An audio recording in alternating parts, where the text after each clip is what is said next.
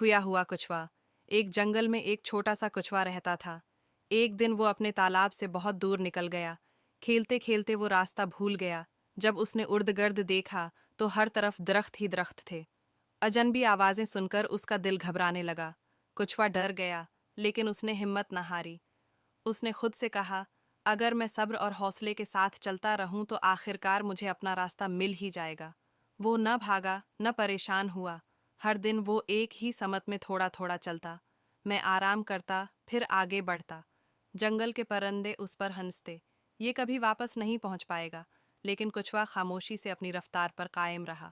دن گزرتے گئے، سورج کئی بار نکلا اور ڈوبا، لیکن کچھوے نے ہمت نہیں چھوڑی۔ آخرکار کئی دن بعد اسے پانی کی خوشبو آئی۔ وہ خوشی سے آگے بڑھا اور اپنا پیارا تالاب دیکھ لیا۔ کچھوا خوش تھا کیونکہ اس نے صبر، حوصلہ اور مسلسل محنت سے اپنا گھر ڈھونڈ لیا۔ سبق: صبر اور مستقل مزاجی ہمیں ہمیشہ منزل تک پہنچاتے ہیں۔